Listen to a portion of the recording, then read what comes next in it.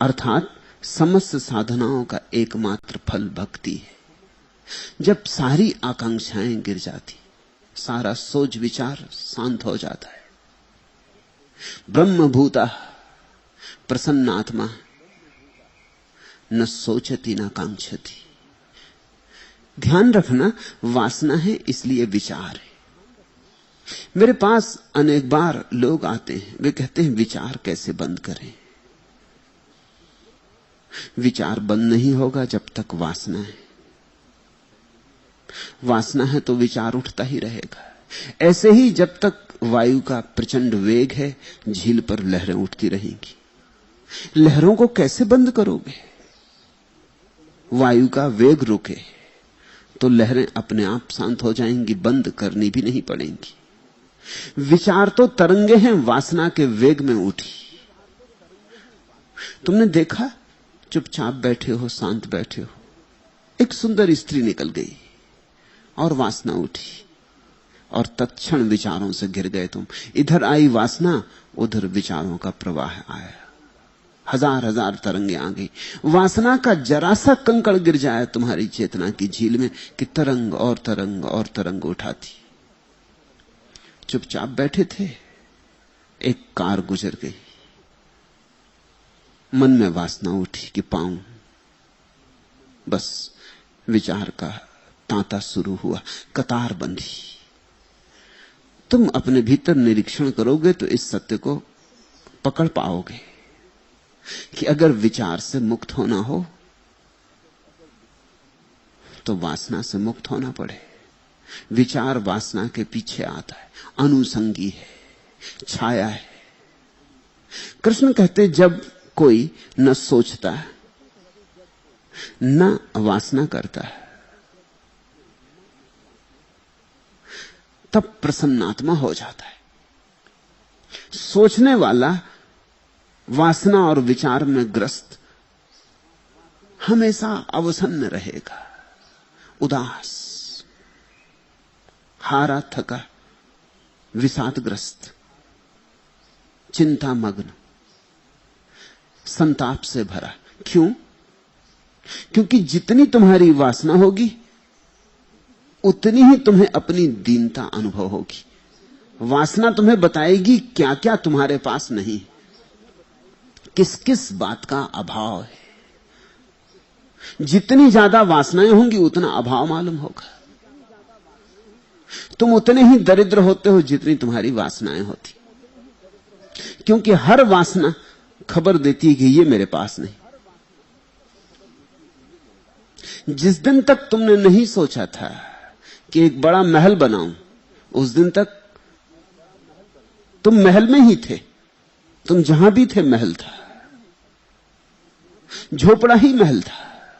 लेकिन जिस दिन ये वासना उठी कि एक बड़ा महल बनाऊं, उसी दिन से तुम झोपड़े में हो गए, क्योंकि अब उस महल की तुलना में ये झोपड़ा अखरता है, खटता है, काटता है। रूखी सूखी रोटी मिल जाती थी, सुस्वादु थी। जिस दिन वासना उठी उसी दिन स्वाद खो गया, उसी दिन से तुम भूखे हो। अब पेट नहीं भरता सूखी रूखी रोटी से। स्वामी राम कहते थे कि मैं बादशाह हूं। किसी ने पूछा क्यों, तो उन्होंने कहा इसीलिए कि मेरी कोई वासना नहीं। जितनी वासनाएं कम होती गई उतनी मेरी बादशाहत बढ़ती गई, और जिस दिन मेरी कोई वासना न रही उस दिन मैंने पाया कि मैं सबसे बड़ा बादशाह हूं, सम्राट हूं, शहंशाह हूं। क्योंकि जहां हूं वहां कोई अभाव नहीं है। अब अभाव पता ही चलता है वासना से। वासना की लकीर बड़ी होती जाती है, तुम्हारे जीवन की लकीर छोटी होती चली जाती। वासना की लकीर को मिटा दो और तुम पाओगे कि तुम प्रसन्नात्मा हो। कृष्ण कहते हैं जिसकी वासना गई, विचार गया, वो प्रसन्नात्मा हो जाता है। और जो प्रसन्नात्मा है वह ब्रह्मभूत होने में समर्थ हो जाता है। वो परमात्मा में लीन होने के करीब आ गया। अब बाधा ना रही। बाधा थी अभाव की,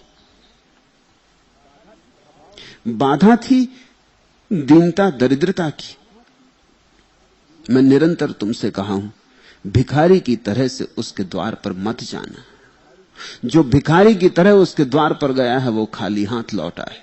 खाली हाथ जाओगे, खाली हाथ लौटोगे। तुमने ही अगर तय कर रखा है कि खाली हाथ रखने हैं, तो परमात्मा भी तुम्हारे हाथ नहीं भर सकेगा।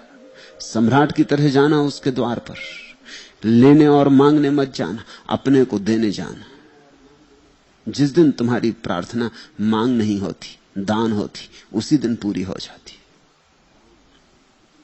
जिस दिन तुम परमात्मा को देने को तत्पर होते हो, उस दिन फिर कोई अभाव नहीं रह जाएगा। प्रसन्नात्मा दे सकता है, जो आनंद उल्लास से भरा है वही दे सकता है। जिसकी श्वास श्वास उत्सव हो गई है वही दे सकता है। जो प्रसन्नात्मा है उसमें और ब्रह्म में दूरी नहीं रह गई, पास आने लगा घर। नदी उतरने लगी सागर में, जल्दी ही लीन हो जाएगी, ब्रह्म भाव उपलब्ध होगा। ब्रह्म भूता प्रसन्नात्मा न सोचती न कांक्षती समा सर्वेषु। और जिसको ब्रह्म भाव उपलब्ध हुआ वह सभी में अपने को पाएगा और सभी में समता पाएगा। पत्थर में भी अपने को पाएगा, फूल में भी अपने को पाएगा, अपने को विस्तीर्ण होता पाएगा। सारा अस्तित्व उसकी देह बन जाएगा। तुमने छोटी सी देह में अपने को बांध रखा है क्योंकि तुमने क्षुद्र वासनाओं में अपने को कस रखा है। जैसे जैसे वासना के बंधन गिरते हैं तुम विराट होने लगते हो। ऐसा नहीं है कि परमात्मा कहीं से आता है, सिर्फ तुम्हारे बंधन गिर जाते। तुम परमात्मा हो बंधे हुए, बंधन गिर जाते। अचानक अनुभव होता है कि जो मैं सदा से था वही हूं, सिर्फ भेद इतना पड़ा है, बंधन गिर गए। बुद्ध एक सुबह अपने भिक्षुओं के सामने आए और उन्होंने अपने हाथ में एक रूमाल ले रखा था और उन्होंने सबके सामने खड़े होकर उस रूमाल में 5 गांठें बांधी। और फिर एक भिक्षु से पूछा कि क्या तुम कह सकते हो ये रुमाल वही है जैसा मैं लाया था या भिन्न हो गया? उस भिक्षु ने कहा, भगवान आप उलझन की बात पूछते हैं। सही उत्तर यही हो सकता है कि एक अर्थ में तो रूमाल वही है और एक अर्थ में रूमाल बदल गया। इस अर्थ में रूमाल वही है क्योंकि रूमाल में कुछ नया नहीं हुआ है, गांठ से कुछ नया नहीं हो गया। गांठ से क्या नया होगा? रूमाल बिल्कुल वही है। लेकिन फिर भी यह कहना ठीक नहीं कि बिल्कुल वही है, क्योंकि गांठ ने थोड़ा फर्क तो कर दिया। गांठ पहले नहीं थी, अब है।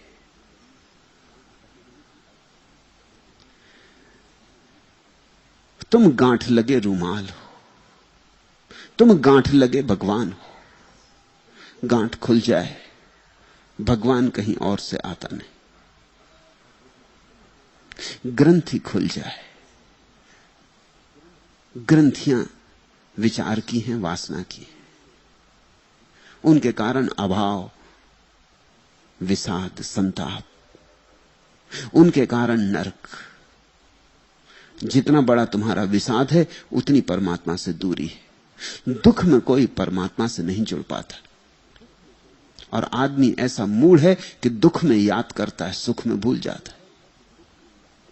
और दुख में कभी कोई नहीं जुड़ा, सुना ही नहीं, ऐसी घटना ही नहीं घटी कि दुख में कोई छलांग लगा गया हो परमात्मा में। दुख में तो तुम सुकड़ जाते हो, गांठ और मजबूत हो जाती, गांठ ही गांठ रह जाती। रुमाल बचता ही नहीं, 5 नहीं 50 गांठ हो जाती कि 1000 गांठ हो जाती। सारा रुमाल गांठों में दब जाता है, गांठों पर गांठें लग जाती, ग्रंथियों पर ग्रंथियां। पता लगाना ही मुश्किल हो जाता है कि कभी ये रुमाल खुला भी था, कभी तुम मुक्त भी थे, कभी तुम निर्विकार भी थे, कभी तुम्हारी स्लेट पर कुछ भी ना लिखा था। शांति थी, कोई धब्बा ना पड़ा था।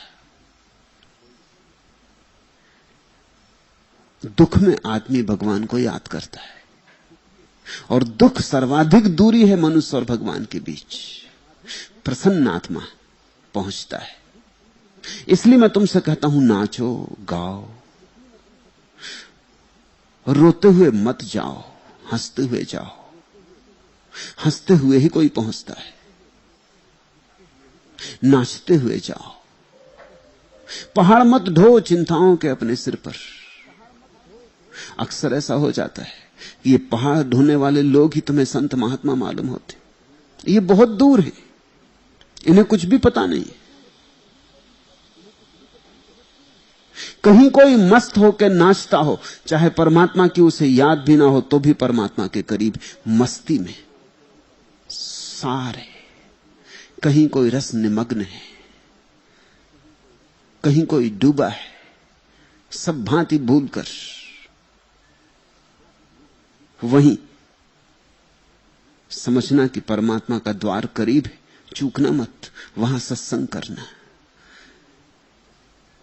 जहां मस्ती में डूबे हुए लोग मिल जाएं, जहां मस्तों की मधुशाला मिल जाए, वही मंदिर है।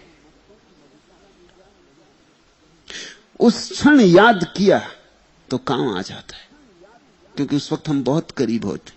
जरा सी आवाज दी कि वहां तक पहुंच जाती।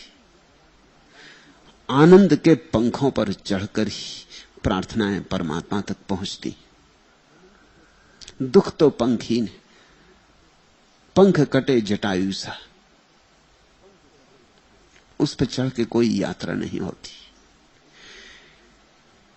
जो ब्रह्मभूत हो गया, आनंद मग्न होकर सोच विचार वासना से मुक्त हुआ, उसे सब में एक ही का वास दिखाई पड़ने लगता है।